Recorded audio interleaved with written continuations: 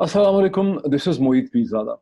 अब से चंद घंटे पहले हिंदुस्तान की हुकूमत में गवर्नमेंट ऑफ इंडिया ने चीन की कोई अंदाज़न 60 के करीब ऐप्स जो हैं उन्हें बैन कर दिया है। इसमें सबसे नुमायाँ ऐप जो है वो टिकटॉक है। यूँ हिंदुस्तान का सारा गुस्सा बिल आखिर हिंदुस्तान की हुकूमत का, नरेंद्र मोदी का गुस्सा जो है वो चीन की फ़ौज पे तो नहीं निकला, वो टिकटॉक पे जाके निकल गया। लेकिन अब इसके लिए जो एक्सप्लेनेशन इशू की है वो हिंदुस्तान की ministry of electronics and IT ने एक प्रेस रिलीज इशू की है। बड़ी बोगस और 2 नंबर किस्म की वो प्रेस रिलीज है। और इस प्रेस रिलीज को देख के बिल्कुल ऐसा ही लगता है जैसे कि ये प्रेस रिलीज इस्लामाबाद में भी अगर कोई सेक्शन ऑफिसर लिखता तो ऐसी ही प्रेस रिलीज लिखता। मुझे याद है और आप सबको याद होगा कि हिंदुस्तान के पहले वजीर आजम जनाब जवाहरलाल नेहरू ने एक दफ़ा ये कहा था कि हिंदी चीनी भाई भाई। पंडित नेहरू झूठ बोल रहे थे। असल में हिंदी चीनी कभी भाई भाई नहीं थे ज़हनी एतबार से। हिंदुस्तानी पाकिस्तानी भाई भाई हैं और उनके दिमाग एक ही तरह से काम करते हैं, एटलीस्ट सरकार की हद तक। ये जो प्रेस रिलीज इशू की है हिंदुस्तान की ministry of electronics and IT ने, इसको अगर आप पढ़ें तो इस 2 नंबर प्रेस रिलीज में ये लिखा गया है कि हिंदुस्तान के शहरियों की तरफ से, बहुत से हिंदुस्तान के गवर्नमेंट डिपार्टमेंट्स की तरफ से, हिंदुस्तान का कुछ साइबर क्राइम का जो विंग और डिपार्टमेंट है उसकी तरफ से मुसलसल ये कंप्लेन आ रही थी कि ये जो ऐप्स हैं, चीनी जो ऐप्स हैं, ये हिंदुस्तान के शहरियों का डेटा जो है वो चोरी कर रही हैं, स्टील कर रही हैं। और चूंकि ये ऐप्स जो हैं इनकी जो डाटा माइनिंग होती है, इनकी जो डाटा कंपाइलेशन होती है, इनकी जो प्रोफाइलिंग होती है, वो एंटिटीज हिंदुस्तान से बाहर करती हैं। चुनाचे हिंदुस्तान के शहरियों का डेटा भी चोरी हो रहा है और हिंदुस्तान की डिफेंस और नेशनल सिक्योरिटी के लिए ये जो चीनी ऐप्स हैं ये खतरा थी।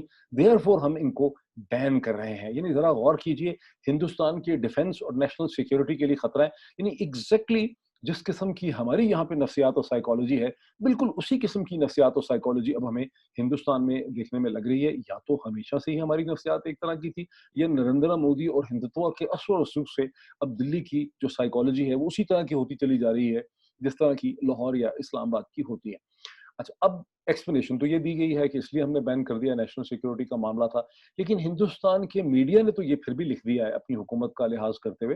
लेकिन क्या हिंदुस्तान से बाहर कोई इस एक्सप्लेनेशन को मान रहा है? मैंने चेक किया है, न्यूयॉर्क टाइम्स में, वॉल स्ट्रीट जर्नल में और जितनी भी अमेरिकन या मगरबी पब्लिकेशंस हैं, उनके तो पहले ही 1 या 2 पैराग्राफ के अंदर ये लिखा है कि हिंदुस्तान और चीन में जो टेंशन्स बॉर्डर में चल रही थी, जहां हिंदुस्तान के 20 सिपाहियों की जो है वो डेथ हो गई है, उसके बाद से हिंदुस्तान में बहुत गम और गुस्सा पाया जाता है, बदला लेने की ख्वाहिश भी है। लेकिन हिंदुस्तान को एहसास है कि हम मिलिटरीली तौर पर और फिजिकली उतने तगड़े नहीं हैं कि चीन से बदला ले सकें।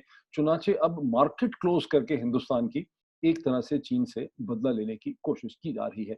ये और बात है कि हिंदुस्तान के जो अपने ही इकोनॉमिस्ट हैं, इकोनोमेट्रिक्स हैं, उन्होंने ये, उनका ये कहना है, उन्होंने ये एस्टिमेट किया है कि चीन के प्रोडक्ट्स को, ये टेक्नोलॉजीज को बैन करके बिल आखिर जो नुकसान होगा वो हिंदुस्तानी सिटीजन और शहरी का होगा। बिकॉज जो भी अल्टरनेट प्रोडक्ट या टेक्नोलॉजी मार्केट में सामने आएगी, वो फॉरेन हो या इंडियन लोकल मेड हो, वो लेस कंपेटिटिव होगी, लेस एफिशिएंट होगी, ज़्यादा महंगी होगी और यूं बिल आखिर नुकसान जो है वो हिंदुस्तान की इकोनॉमी का और हिंदुस्तान के शहरियों का होगा। ये तो इसका एक पहलू है।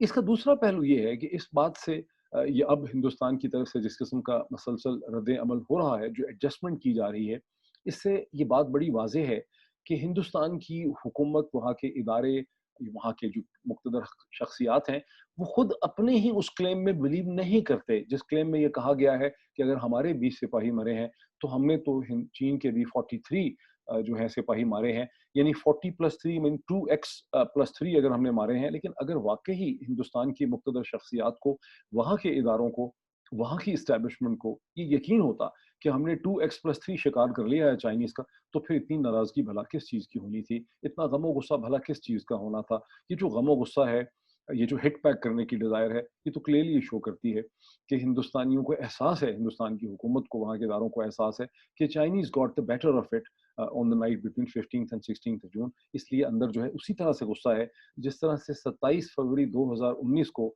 F-16 अमेरिकन मेड जो जहाज F-16 गिरने का पाकिस्तानी साइड से दावा तो हिंदुस्तान से बहुत किया गया कि पाकिस्तानी F-16 को मिग 21 ने मार गिराया था, अभिनंदन ने मार गिराया था। लेकिन दर हकीकत हिंदुस्तान की हुकूमत अंदर से, दिल से उसको बिलीव करती नहीं।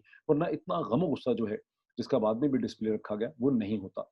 अब देखिए कि गुज़िश्ता को अपनी रेडियो स्पीच कर रहे थे कोई 24 या 36 घंटे पहले हिंदुस्तान के वज़ीर आज़म नरेंद्र मोदी, वहाँ उन्होंने क्या क्लेम किया? वहाँ उन्होंने उसी किस्म का क्लेम किया जैसा उन्होंने फरवरी 2019 में किया था। उन्होंने कहा कि जो लोगों ने मैली आँख से, इशारा उनका चीनियों की तरफ था, हिंदुस्तान की धरती और सरज़मीन की तरफ देखा था, उन्हें सबक सिखा दिया गया है, उन्हें पता चल गया है। इसी किस्म की बातें उन्होंने अपना जो नाकाम हमला था, बालाकोट का फ़ील्ड स्ट्राइक थी, अब उसके बाद भी उन्होंने इसी किस्म के क्लेम किए थे।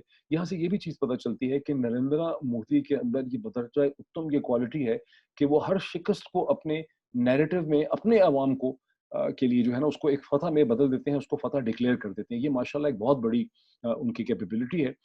तीसरी चीज़ इसकी जो है वो बड़ी अलबत्ता जो है वो बड़ी डिस्टर्बिंग है। वो ये है कि ये जो हिंदुस्तान की ministry of electronics and IT ने 2 नंबर प्रेस रिलीज़ इश्यू की है, और जो मैंने आपको पहले ही बताया कि बिल्कुल उसी किस्म की है, जिस तरह का पाकिस्तान का कोई सेक्शन अफ़सर इसको इश्यू करता। इसकी मुझे पूरा यकीन है कि एक फ़ोटोकॉपी पाकिस्तानी अपने पास रख लेंगे, क्योंकि इनको भी इसकी ज़रूरत पड़ने वाली है।